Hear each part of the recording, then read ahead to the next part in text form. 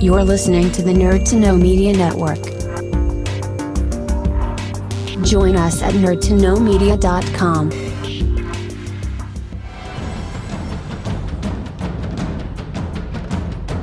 Broadcasting from the Blanchistan Center, this is Phoenix FM. The internet is a communications tool used the world over where people can come together to bitch about movies. According to the Nerd Index, you should be upside down in a junior high toilet around the clock. This is We're going live! Time goes in, time goes out. Never miscommunication. It's over 9,000! My name is Foxy. The balls are in there.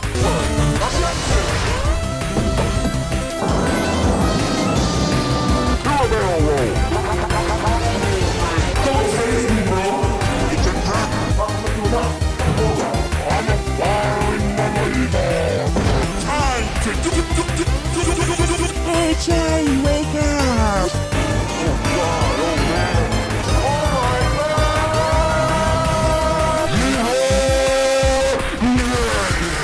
Hello, everybody, and welcome back to Nerd to Know Basis here on Phoenix 92.5 FM.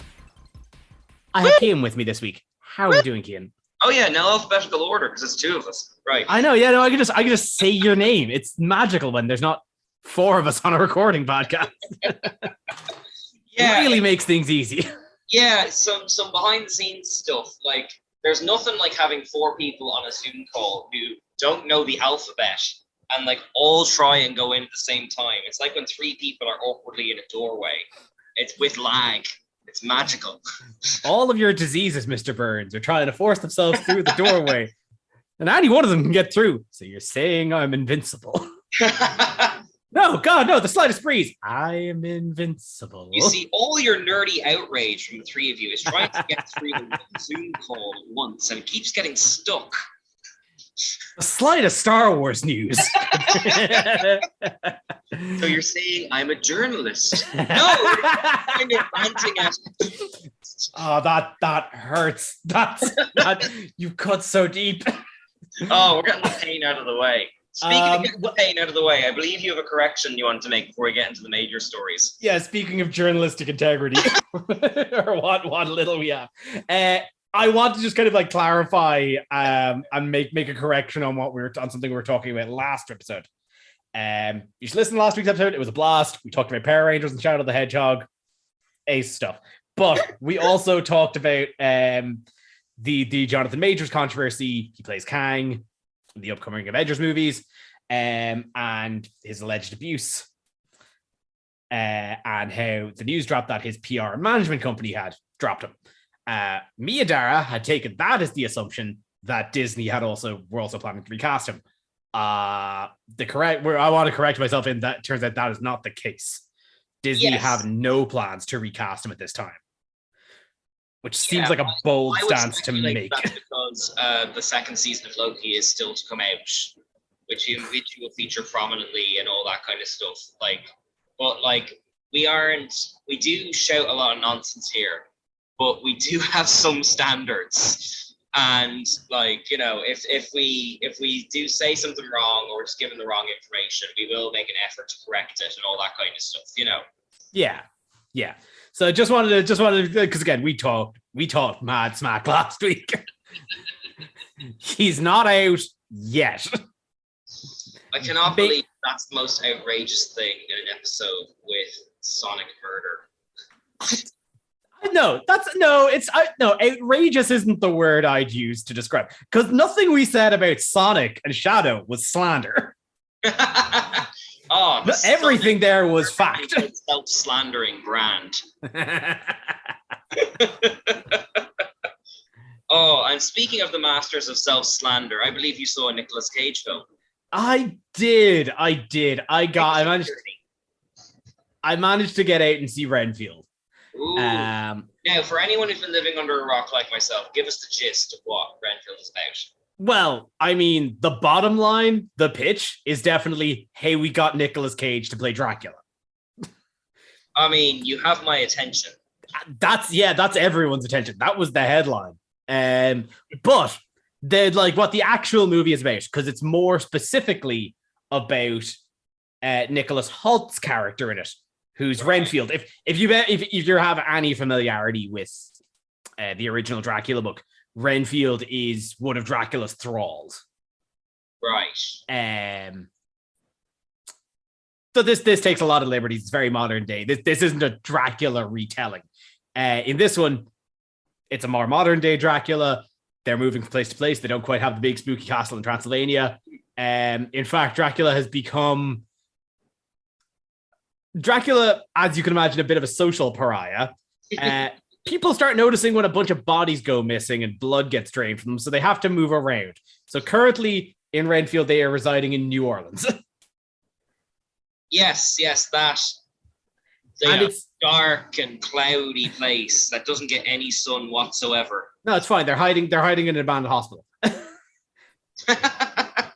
So what the movie actually ends up being about is Renfield, who has been under the thrall of Dracula for the better part of a couple of centuries now,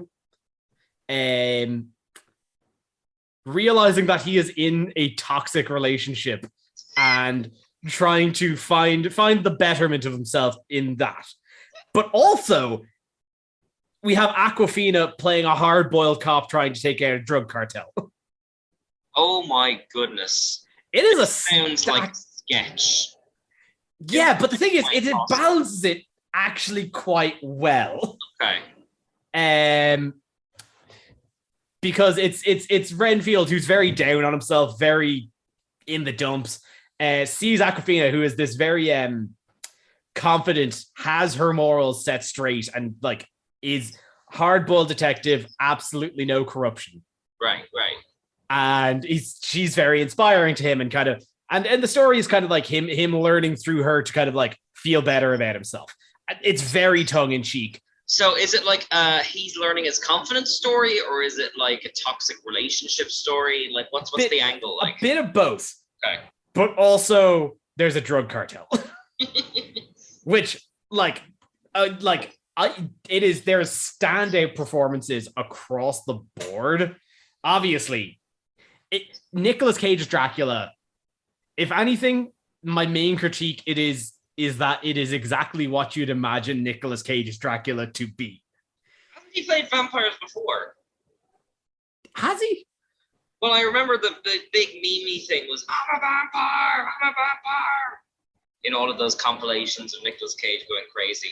Yeah, but I don't think he was actually a vampire, though. I think my whole life is a lie. I suspect that he was just going off on one.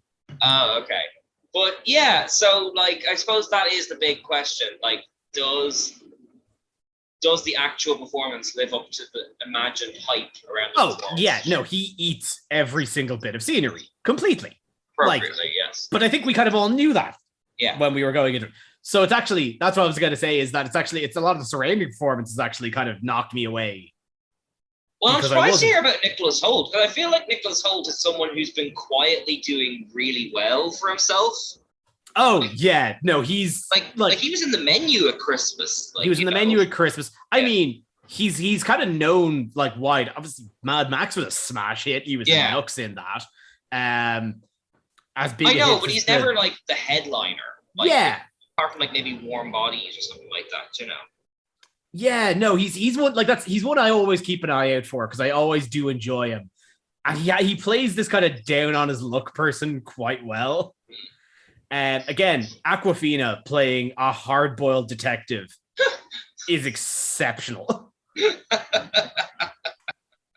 But no, the standout for me is what's his name? I think it's Ben Schwartz. Oh, the Sonic actor. So the Sonic actor. Right. He was also, did you watch Parks and Rec? Not yet. Not yet. Okay. I know he's in it, but I haven't seen it yet. Yeah, no, he's a character called John Ralphio in it. That's chef's kiss. But he plays, this scumbag coke dealer cartel son. And it's just like talking about eating scenery. He is living it up with this wild energy. So, like, is he in the subplot with Nicolas Cage, or like? Yeah. Okay. Oh yeah. No, that is kind of permission to go as big as he wants. Oh yeah, all of these things, and like there is a couple of scenes where the two of them bounce off each other. That is excellent. But like it's the way it weaves all of these things. Like nothing nothing about it actually feels superfluous. I'm describing it. It feels like 3 different movies jammed together, but it manages to pull it off. Because like I'm getting a picture in my head. You're doing a really good job describing it. But like I see like, okay, Aquafina, big comedy background. Nicolas Cage eats scenery. Like, you know, Sonic the Hedgehog as a drug dealer. Like Nicholas Hoult feels like a rather subtle choice compared to all those. But that's the thing. You need the straight man. Ah, I see. It's secret of comedy. But that's it. So like that's what it is. It is a horror comedy. And it is, make no mistakes, it is wet. It is gory and brutal in the most over the top way. And some of the fight scenes are excellent. Watching Aquafina beat a guy silly with his own arms. Hilarious. Okay, well then here's my question. Who would you recommend this to? If you like Shaun of the Dead, this is very, all right. I'd say something kind of in that line. And obviously, because like the appeal of Nicolas Cage the vampire feels like sort of a niche thing. It's kind of like you'd have to be kind of in on the joke, you know? A little bit. Like, I mean, as I still have to actually watch it, but as The Unbearable Weight of Massive Talent is shown, people will just watch Nicolas Cage be Nicolas Cage. Yeah, I'm glad he's getting a bit of a resurgence and he stopped doing like anything. I think he's still doing anything. I know, but as long as they're good things. I think the same has stung true as it has since the 90s, where it's just a coin flip. Some days you get Mandy, and some days, I don't know, what's a bad Nicolas Cage movie? I'm actually Five Nights at Freddy type film. What? Yeah. Well, no, it's not Five Nights at Freddy's, but like a knockoff, you know. Oh, like, no, I don't. Called something like, you know, Frisbee's Funhouse. I'll bring up the name of it now because of my journalism. This is new to me. See, again, I'm trying to watch more Nick Cage movies lately. Okay. Willy's Wonderland. Oh no, this is news to me. I've been watching a lot of them actually. Obviously, Mandy is excellent. Color Out of Space is great if you like. If you're looking for a good recent pick, the pig is really good. Okay. That strangely sincere one about him losing his pet pig and going on a journey to rescue him. And you hear that, that's goofy. But it's actually like really well done. Oh, that's lovely. Yeah. It's like one of those truffle pigs, like, you know, so like he actually needs it to survive, like, you know, so it's really, really artsy, like. And he actually then he brings sincerity to that, does he? Yes, just watch the trailer. You'll be shocked, like. Okay. No, that sounds interesting. As I said, I'm trying to kind of get through a lot of classics now as well. Like over the past couple of weeks, I watched Con Air and Face Off, which are excellent. I've got The Rock lined up next, so I'm having a good time. But yeah, no, Renfield, A+. Part of the cinema going experience also that I want to talk about is we've a horse that we are going to keep beating. They have started releasing the trailers for the new Flash movie. Okay, so I haven't seen this. I know the gist that involves Batman. Take me on a journey. Oh, they are trying their hardest to sell you on everything in this movie that is not the Flash. Yeah, because they know that they even before Ezra Miller, like, you know, went off on one. Yeah. Yes. That's the most diplomatic way of saying it. Yes.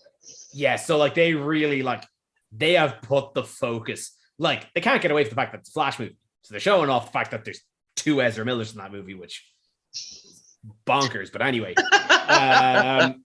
but they are really putting Michael Keaton front and forward.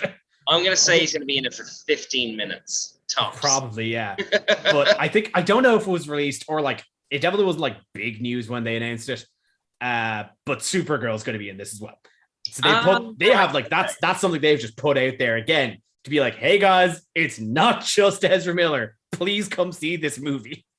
Good news, we've got 2 Ezra Millers. You can rest easy. But now we've got 2 Batmans.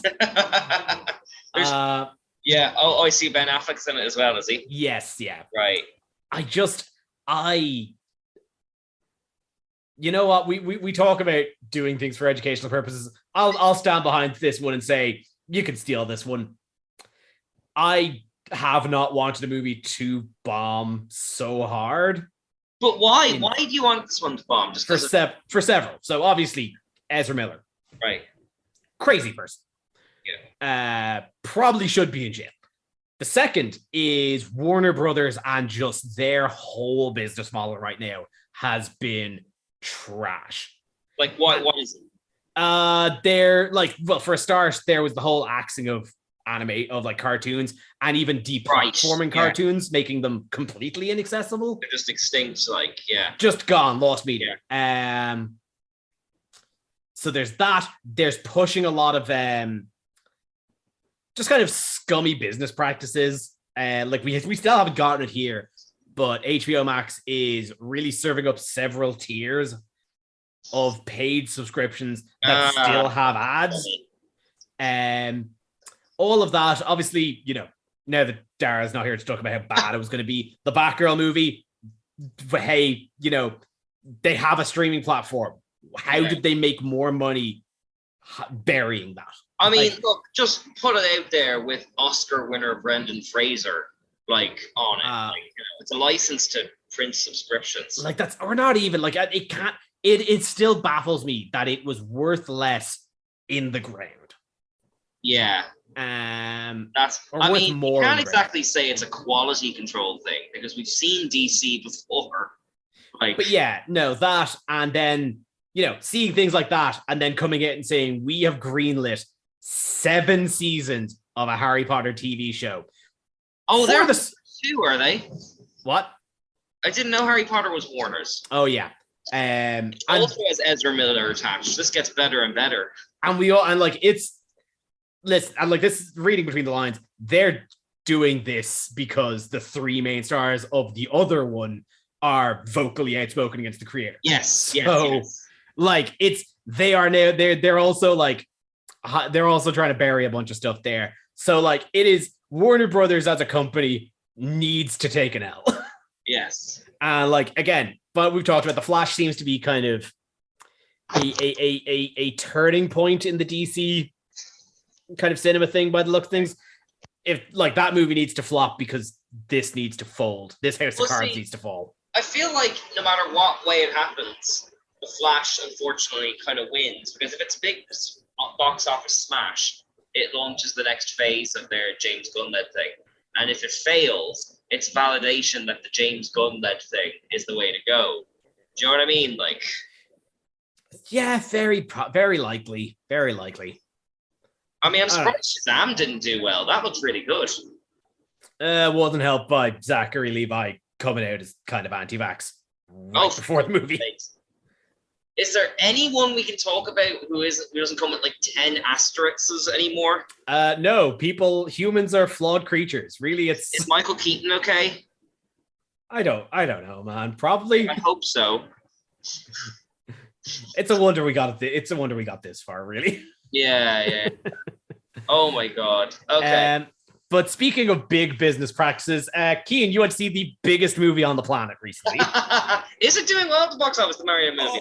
Well is an understatement. This movie is it's the biggest movie of the year. Like it, I don't think it's broken like records yet, but it is running to be like the highest grossing movie this year. Okay, because like it's no Illuminations thing, and don't get me wrong, Illuminations always makes money, but like I always think of them as being quite quaint. It's not surprised it's doing the big box office numbers. Yeah, but you know, it's not Illumination that's breaking in the people. It's but if the movie was bad, people still wouldn't go. You know, like Well, I think it's like, you know, I haven't seen it. Admit right. Okay. So yes, tell me about it, and we'll kind of talk about why. I saw the Mario movie in the best way possible. Which was in a crowded cinema on the first Monday of the Easter break with my about-to-be 4-year-old in a cinema full of kids. And that's exactly the room you want to be in, because as long as you're not cynical, you want that reaction off the room. Like, and I don't think I want that. Oh, but the excitement though. That's too loud. That's too many people. See, my sister said that too, but I'd much rather that than like a bunch of like kind of pseudo-intellectuals going, that is no. I think I'm going to speak for Dara. I think 4 people I think per optimal viewing is you and 4 other people sitting very far apart from each other, making no eye contact. With Dara having a hot dog. With Dara having a hot dog. He isn't actually even seeing it in Cineworld. He just went up to Cineworld to get it and came back. But no. It's no. My kid is mad into Mario. She plays all the games. She can play Mario Odyssey on the Switch hours a day, all that kind of stuff. So obviously we had to go see it. And you know what? I was initially a bit nervous because like there was all that anti-hype about Chris Pratt and all that kind of stuff. And the trailer like kind of just looked a bit like naff. Like kind of like Illuminations have a style and they kind of plugged Mario into it. But no, it was really, really sweet. The first 10 minutes is kind of Mario and Luigi faffing around wherever they're from in New York. Like, you know, kind of the usual being chased by cats, kind of stock Illumination stuff. But once you get into the Mario world, it is gorgeous. It's a lovely looking film. It's like the character designs really pop and like you see all the levels like kind of acted out in front of you and like the score was my favorite bit actually because there was like loads of little touches from like all the different games and all that. So yeah, I was pleasantly surprised. I think it was about 90 minutes and I think that's exactly the right length because I would say about 70 minutes in, I was kind of like, by the time they were kind of on the Mario Kart, so I was like, all right, I get the gist of it. I know how this is going to end. You know what? I think by saying that you have made a better case for me to watch it than anything else. I am here and down for a good 90 minutes. Yeah. I think Renfield was about that 90-100. I advocate bringing back 90 minutes. Like I remember there was a while when the parody movies were big, when 70 minutes were some of the length of the films. Like, nah, that's scabby. If the ads are longer than the film, you're doing something wrong. But no, 90 minutes, like really pretty film. Don't get me wrong, it doesn't reinvent the wheel. Its plot is dead simple. Mario and Luigi get sucked into the world. Mario and Princess Peach have to go get Donkey Kong to raise an army to fight against Bowser. Bowser is terrifying, but he's in love with Princess Peach, so he wants to both invade and marry her. Like it's all the tropes. Like the winning kind of ingredients are like the animation itself, the score, and kind of some of the performances. It's like none of the performances are bad, but some really elevate the characters, and some of them are like just what you'd expect. In the kind of what you'd expect, you've got like Chris Pratt, who's fine. He's not bad. Like, you know, he's Chris Pratt. He's Emmett from a Lego movie. I don't know if it's like scathing or just such a non-response, but I think that the main thing I've heard about it is that it's such a non-performance you forget it's Chris Pratt. That's I'm not sure I'd go that scathing, but yeah, you kind of do forget kind of Chris Pratt's in there. Like, you know, he's kind of just, it's fine. He doesn't do the accents. They get the accents out of the way early on in a cute ad that the two plumbers are doing for their like local startup business, like, you know. And it's kind of fine, I would say, similar of like, you know, Seth Rogen as Donkey Kong. Like, it's not bad. We know what Seth Rogen sounds like. You know, it's fine. Kind of, and then at the other extreme, you've got Anna Taylor-Joy as Princess Peach, and you've got Jack Black as Bowser, who like substantially like elevate it. Like, you know, like Princess Peach is kind of one of the breakout characters, which is surprising actually, because you think, right, Princess Peach, she's either like the rescue me type, or are they going to make her a cringy, like, I don't need no man? They don't do either. It's a very sincere character who's just incredibly competent. Because that's like, you know, I got that impression from the trailers, is that like, it seemed like they were like, you know, Princess Peach is the poster girl for damsel in distress. So it's like, I could see an effort to kind of overcorrect in like the trailer. So I'm glad that it doesn't come off as so far the other thing where it's almost a parody of like no, it's not that at all. And Anna Taylor-Joy like gives a great performance, which, I mean, look, she never, again, from the menu, like, she never gives a bad performance, but you don't know how people are going to translate into voice acting. So I did notice that she was really good in it. Obviously, Jack Black is like the scene stealer. I'm assuming you've heard the song by now, have you? No, I know about a song. I have not actually heard it. Right, I won't spoil too much of it then, but I was glad I saw it. What was the opening weekend functionally? Yeah. Because I kind of went in blind, not knowing what the surprises were going to be, and like that was a big one. Yeah, I mean, like Jack Black's really good as Bowser. You can tell he's really enjoying himself. I think the nature of it only being 90 minutes means that like there's only kind of a few big standout Bowser moments, but they're really good. So I don't mind him not being in the film too much. And I'm certainly glad it wasn't as long as like, I think Sonic 2 was like 2 hours, 15 minutes. Like that was a bit too long. Really? I'm actually trying to remember because I thought the pacing of Sonic 2 was actually quite good. Pacing was quite good, but it was still long. Again, I'm saying this from having a 3-year-old. Oh, like, fair. you know, so you're kind of watching her watch the film.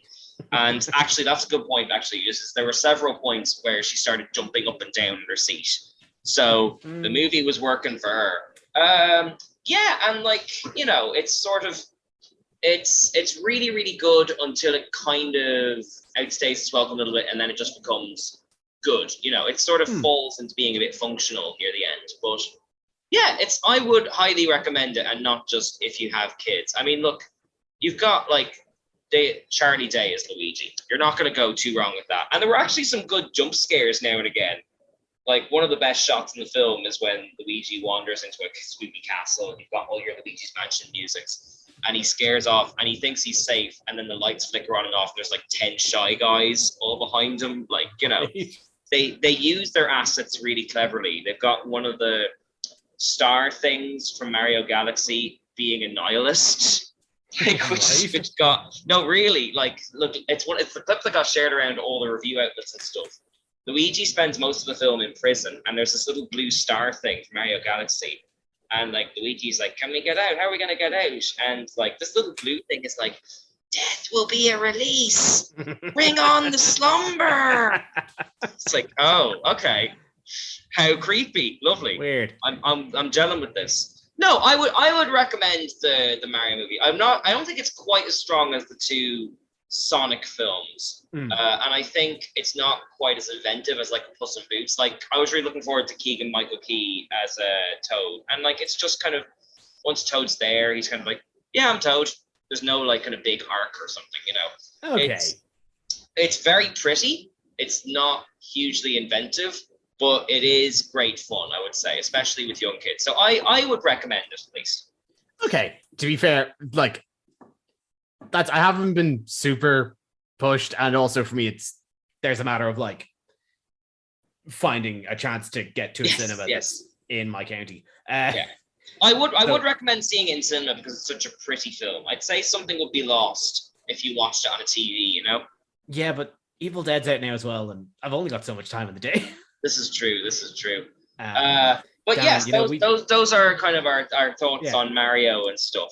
So Dan, we brought it up twice, but The Menu's a really good movie. What's a really good movie? The Menu. Yeah, we mentioned it twice, just kind of by happenstance. But I'm just thinking about it. That movie ruled. Yeah. That and Top Gun on the streaming services, and like see how they run, and the Banshee, like you know. I mean, it was kind of a post-lockdown Christmas, wasn't it? Streaming-wise. Oh, and the Knives Out thing. If a whole bunch of good films going up on streaming is the new norm, I'm here for it. Yeah. Oh, yeah. No, if I don't have to leave the house, absolutely. Absolutely.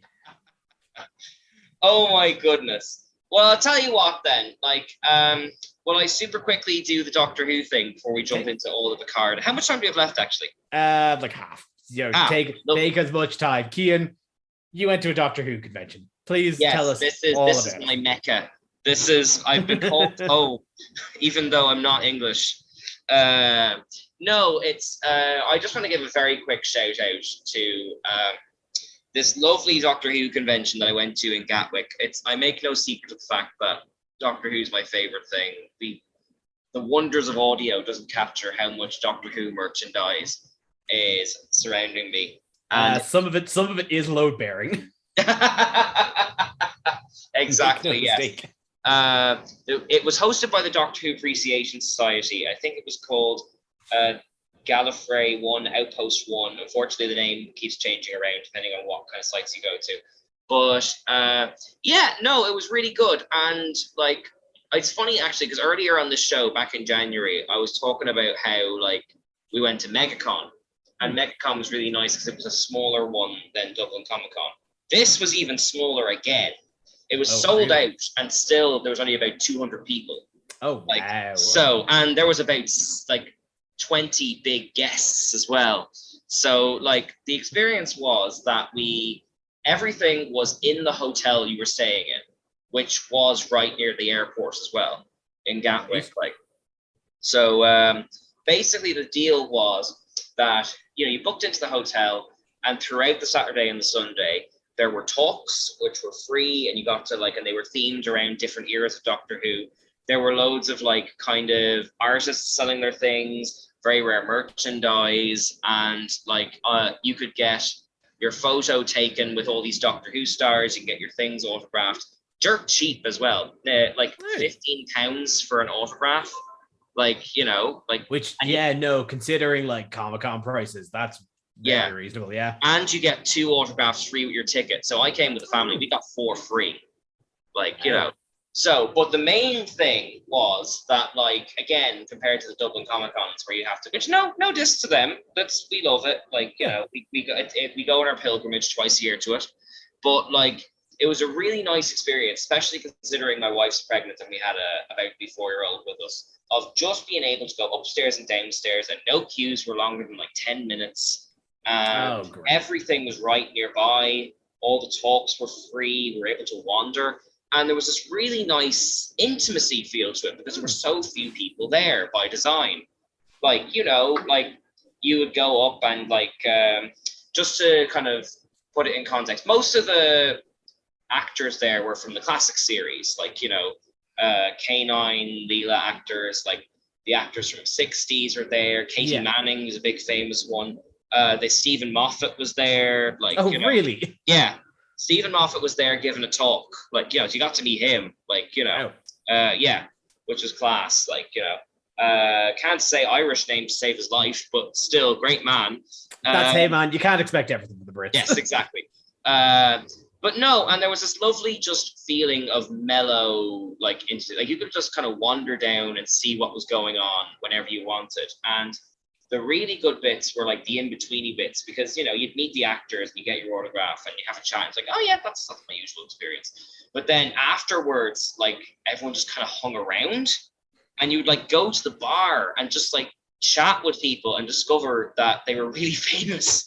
Like, I just sat down at the bar and got chatting to people, and it was 3 of my favorite Doctor Who writers. Damn.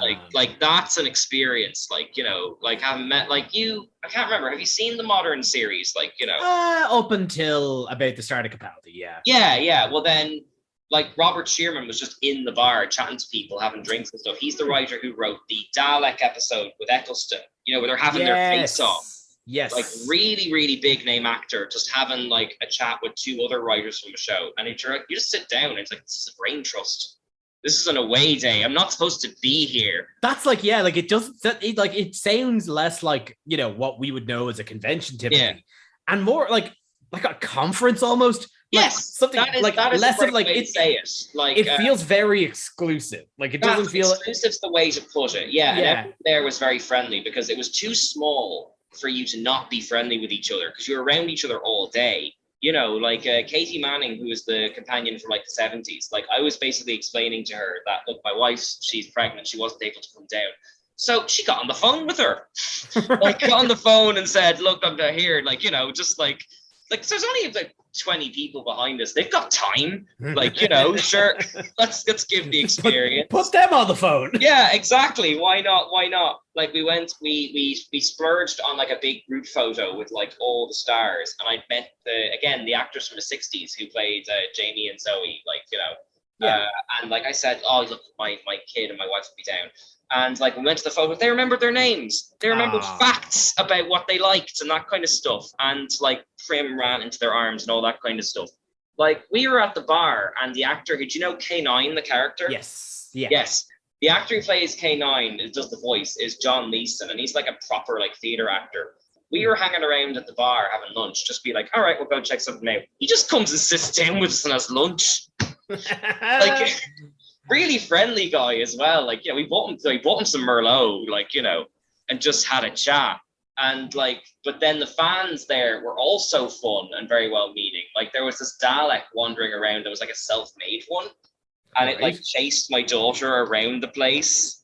Like, I got it to record a message, and then like later on, I think Prim, my daughter, was coming out of the toilet, and it was just there, like, and it went hello, and then like she ran off, and like my wife took her into like a different room, and it's like, oh, don't worry, the Dalek can fit in there, and then it goes, I can totally fit in there, like, that kind of stuff.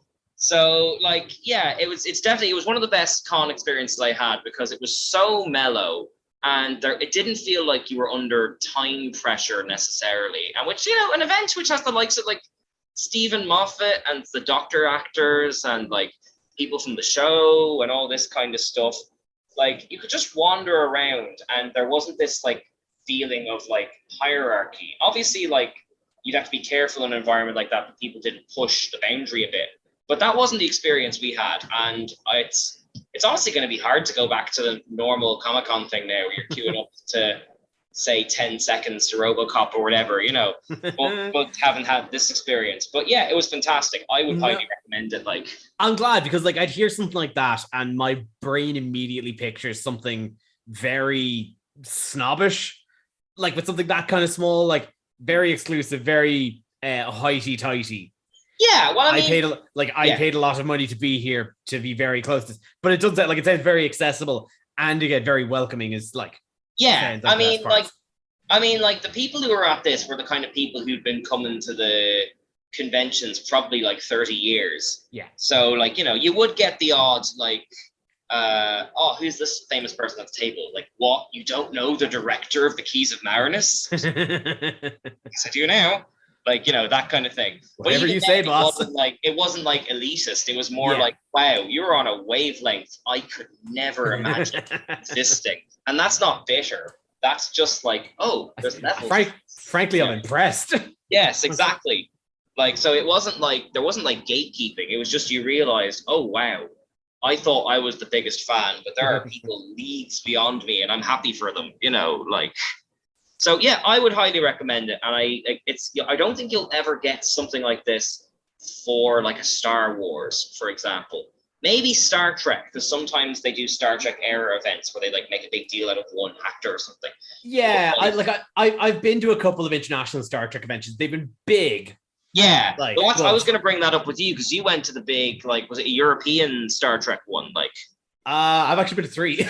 Oh, there you go. I think there was one. The big one in London had the 5 captains, right? And then I went to 2 in Germany. But that's what I mean, though. It's like tent poles and tables, where that would have been one of the big ones where you'd like queuing all day to meet Quark.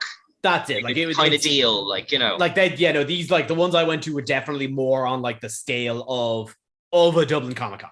Like, yes. You would go in, crowds of people and smash the convention center, and you'd be queuing all day to spend 50 quid to go see Shatner. Like, that's yeah. But like, which, it's fair, like, they were great experiences, but like, they were not nearly that small. But I think Star Trek has the potential to have that kind of intimate.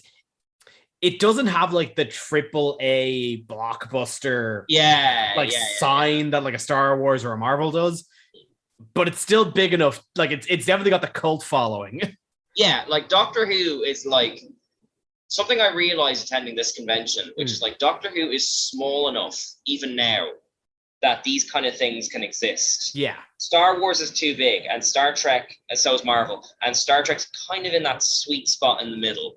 Yeah. Like, because as big as it gets, it's still staffed by like, people from random bits of England who like, did theater before and went back to it afterwards. Like, That's it. I think Star Trek, you could probably, like, you wouldn't get something like that with any of like the captains or any of the bridge crew. Yeah. But like, if you got like the actor that played Quark, yes, to like Yeah, no, you could probably get him in a hotel, like a hotel conference room, and have 200 people. Like that's like Star Trek could scale down to that, but it would kind of you wouldn't have any of those big stars. You wouldn't have a Patrick Stewart.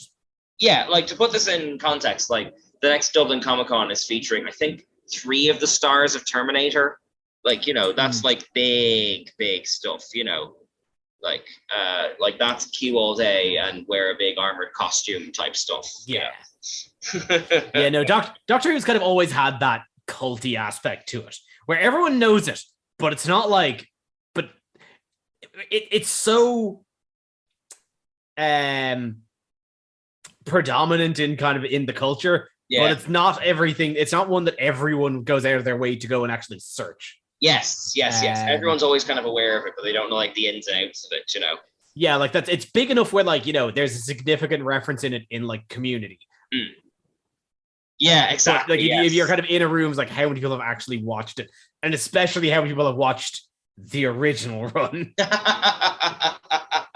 Well, since we brought up Star Trek, actually, have you seen the finale of Picard yet? No, I'm way behind. Like, I'll put it this way. The last thing I watched that was Star Trek was Deep Space Nine. I have. Oh, you're properly far back. Yeah, I've watched some of the new stuff, but it's I'm trying to kind of catch up on a lot of things, and I haven't gotten a chance. Like, I've heard the 3rd season of Picard was great. I watched the 1st season of Discovery. I've heard nothing but good things as it went on. Right. Love to get to it. Just haven't had a chance yet. Oh, well, I mean, if you can do, because now that it's finished, we can kind of talk about it. It's basically like 2 Next Generation movies back to back, and really good ones at that. It has the feel of like when they took the original Star Trek crew and suddenly just put them in movies like Wrath of Khan. Like, it's like I won't give away too much of the plot because I know you're gonna watch it. But like, yeah, it does a really good job of like rebuilding like a Star Trek type feeling, because it's mostly set aboard the ship called the Titan. And like it's captained by this wonderful Captain Shaw, who's like a middleman who just wants to do his work and go home. And like all these Next Generation characters keep turning up like, we've got to save the world. And he's like, guys, it's 9:00. Remind me, because I watched the 1st season of Picard. Yeah. He wasn't the pilot in that, was he? No. It's every season of Picard just completely reinvents the wheel. Okay. Like, to the point that this season is actively undoing things in season 2. And season 2 isn't bad by any means. But like, it's a brand new slate. I think they've designed it so that you can just watch it as the Next Generation Series 8 and not worry about the rest of it. There are continuities, but like for the most part, that's not the feeling of it, Okay, because I got the impression, because I've only seen the 1st season, but the impression I got there was that they wanted it to both act as just a conduit fan service. Just let's get the gang back together and just like see what we can do, while also trying to expound on this greater narrative of Data's lineage and trying to make it a big budget sci-fi thing. Yes. No, it's very, I suppose maybe the term is egalitarian in its use of the characters. Like, it doesn't do the thing where like it brings them all in at once. Every character from the Next Generation gets a chance to shine. Like the first stretch is just Riker and Gates McFadden's character, Crusher. Crusher. And it's just them. She's the one who brings them into it, and they have to like hijack some Portsmouth ship to go rescue her. And then like a fair chunk of the series is them being chased by a wonderful new character played by Amanda Plummer. Are you aware of Amanda Plummer? Like as an actor? The name rings a bell. Well, she's Christopher Plummer's daughter, for one. That might very well be it. So you've got that connection because he was the baddie in Star Trek 6. Yeah. But she's also like, I'm sorry to shrink down her entire career's body of work, but the big thing I knew her from was Pulp Fiction. She's the one with Tim Roth in the start who robs the cafe. Yeah. Yeah. So she's got this wonderful, like, I'll put it this way. She turns up in episode 2 in a big chair with a cigar on the big view screen. talking about how she's going to enjoy picking the ship apart bit by bit. Like, she gets the gig.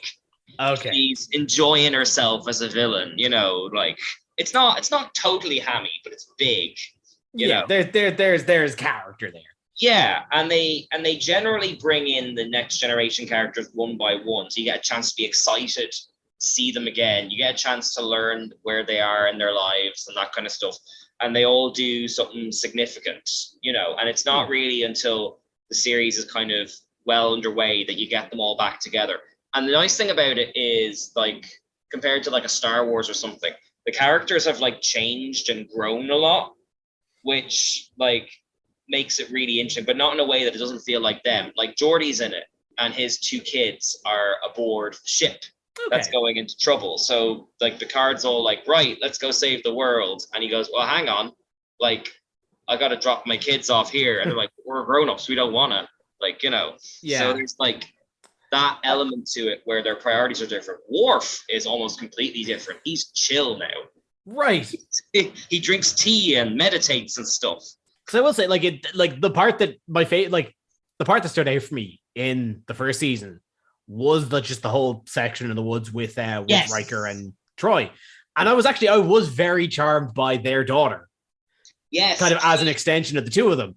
She isn't in it, unfortunately. But what we do get is they have a throwaway line in that episode about how they lost a son due to like Android like being banned, that kind of stuff. Some scientific thing. And that's actually a major character beat for Riker, because Riker has to become the captain at one point.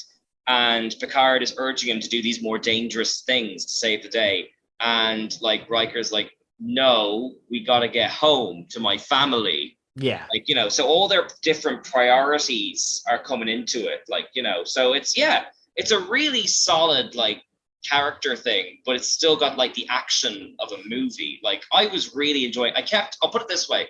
Even though I liked the first 2 series of Picard, I kept waiting for the shoe to drop. Yeah. And when does this stop being good? And it never happened. Okay. And that was delightful, you know. Okay. Yeah. No, that sounds great. I'll be sure to pick it up just as soon as I'm done with 7 seasons of Odo and Quark's Big Day Out. Oh yeah, you're gonna have to do Voyager to know what's up with 7 and 9 and stuff. I have already watched all of Voyager. Oh, okay. I'm on top of that. Right. Listen, okay, I'm ticking my way through it. I know I've got Next Generation in the pan. I've got Voyager. Making my way through D69. Yeah, I may give Enterprise a pass. We'll see. Well, I mean, like, we'll see. I haven't done all of Enterprise yet. But actually, just before I move on, like, the nice thing about this one is the breakout characters are, like, all of the new ones. Okay. Which is refreshing. Like, don't get me wrong, all the characters coming back are great. But you've got the likes of Ed Spalier, who, do you remember the Aragon film? I never had the pleasure. Well, there you go. Like he was the lead in that, and it went nowhere. And now he's here as essentially the co-lead with Patrick Stewart, and he's great. Right. He's got this like Han Solo swagger to him, and like there's now all the fans are calling out for not a new Next Generation series, but a new series with this new crew, which is a great like endorsement of like everything. Like, I'll put it this way: the show could have been much lazier. Yeah, could have just brought the Next Generation crew back and slapped an adventure on it and called it a day. But they put the work in, and I respect that, you know? And I will say, I'm glad to hear that the Star Trek fandom have actually come to a consensus about wanting things. Because as a fandom, they don't know what they want. No. I like, it's funny that like the second like the finale came out, they were announcing like the Section 31 movie with Michelle Yeoh. And it's like, oh, this feels like, is this a step forward, a step backwards? I don't know. Such a wait and see. Like they're taking a step. I mean, I think like we've talked about this. It really, like, since Discovery, it feels like they've been branching out more than they ever have. Yeah. And really kind of just going at it from all angles. Yeah, exactly. Like, I don't like this kind of slightly snobbish attitude that like, which I do see online a lot, which is that there were 5 great Star Trek shows and then Discovery and everything else came along and ruined it. That's not true. Like, essentially, like, behind the scenes on Voyager, and, you know, Voyager is great, but behind the scenes, they were calling Voyager, like, the Next Generation Series 8, like, in the production notes and stuff. So there was a kind of factory feel to the way they were doing it back then. And Deep Space Nine pushed the envelope, but it was doing that from within a framework, you know. Yeah. With the current generation of Star Trek, it's more different, which means that when it's bad, it's more bad. But the opposite is true. Like, I mean, they're getting the characters from Lower Decks onto Strange New Worlds. Like, put it that way. And really? One is a cartoon, and the other is not. That's and I wild. don't know how they're doing it, and they haven't told me. Because that's like, I mean, it also, you know, obviously the only way they're able to kind of do this at like to the scale they are is because of the proliferation of streaming. Like Star Trek as a show was built on the foundation of cable television and syndication and and that episodic storytelling. Like it's like that's, I haven't really gotten into it yet because I'm only on like season 2, but one of the reasons that like Deep Space Nine I think got criticized so heavily is because it leaned into more serial storytelling. That just wasn't going to work in that format. Yes, but it benefited the most from streaming now. Yeah, because you can do all of it in a row and like get the gist of it very quickly. Like, you know. So like that's it's now having that freedom, and again the freedom's just kind of throw a season out, like whenever you can, while like, you know, they can have like, here's our new boundary pushing show, here is a remake of the original series, and here's a children's cartoon, go ham. Like truly like pick a flavor, because like we're just gonna keep trying, and whatever sticks. Yeah, exactly. And like, you know, the likes of like Prodigy, the kids show, is really good, and it's a pretty halfway decent sequel to Voyager. But it straddles that line between being a new gateway thing for kids and something for the people who care passionately about Chakotay.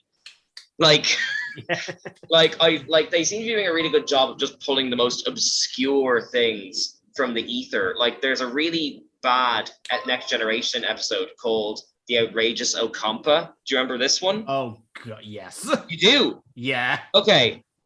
Here's how they treat this Rev Reggie. First of all, he turns up as a DJ in Lower Decks for a elite, snobbish captain's party. And then, second of all, he becomes a major character in the second series of Prodigy. Oh, God. For all those kids who care about the outrageous Okampa. But I like that, though. I like, to me, Star Trek's at its most boring when it's like, oh, the Borg are back and they're bigger than ever. No, get Moriarty back. Let's see the weird stuff. Yeah. Like, you know, everybody talks about it, but we all remember that time Paris and Janeway got it on as slugs. As lizards. As lizards. That's burned into the memories of Star Trek fans because that's the stuff that we wanted. But that's just it. Like, it does have a feeling like kind of like the Star Trek fans have like taken over in the best way possible, because like, take the Voyager ones, for example. Like, Seven is being treated like a super serious character in Picard. And then you've got like Janeway and Chakotay being like children's characters over in Prodigy. You've got Tom Paris being made fun of in Lower Decks.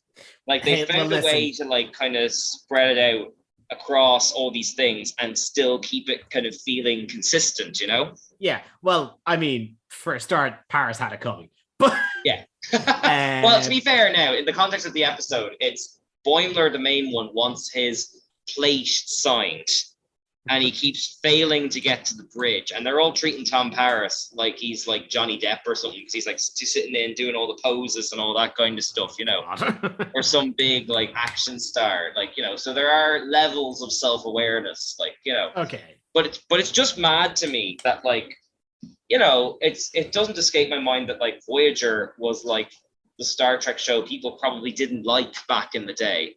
So it's like there's like that element of revisionism going on, you know?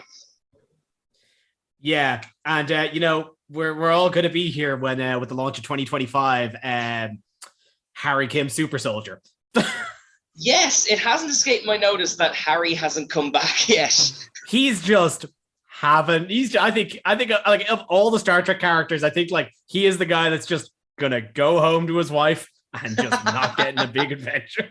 Yeah, actually, that's a funny thing. Harry and Neelix haven't popped back yet, or Kess, but I don't know what the story is with Kess. I know Who knows what the story with Kess is? No, Neelix, no, I'm no. surprised. Yeah. Neelix has. You know what? Prodigy would be a prime ground for Neelix to show up and just be a children's character. I'm amazed Neelix hasn't turned up because that entire series takes place in the Delta Quadrant. Like, you know. Yeah. I suppose the Doctor as well, but Robert Picardo is busy. Save it for a special occasion. Fair. You know. But as much as we could wax poetic about Star Trek truly forever, we are out of time for this episode. Sugar, I didn't get to talk about Star Wars to Father Dara. Lovely. There's always next week. There's always next week. And next week you can find us on Phoenix 92.5 FM as always. Or you can find us on our socials, on Spotify. Check out our feeds. You can check out nerdtoknowmedia.com, which has our link tree, has all of our links there. We've also got a Patreon you can check out there as well. It helps to help. Anything else, Cian? No, I mean, if you want to check out I've written the reviews of all the Picard episodes in total, but most recently this season on Geek Ireland, so you can give them a look there. Brilliant. Excellent. And as always then, we will see you again next week. Have a lovely time. Bye-bye. Bye-bye.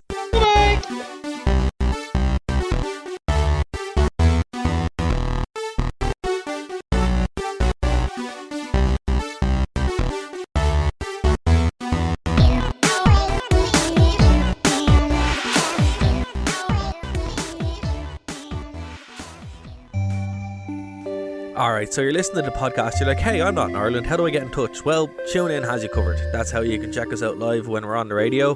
You go to TuneIn and download the app, or you can check out the live streams on nerdtoknowmedia.com or Phoenix 92.5 FM. If you want to get in contact with us, it's very easy. Nerd to Know Media everywhere. Nerd to Know Media on Twitter, Nerd to Know Media Instagram, Nerd to Know Media on Twitch, Nerd to Know Media at gmail.com if you want to reach out via email. Hope to hear from you soon.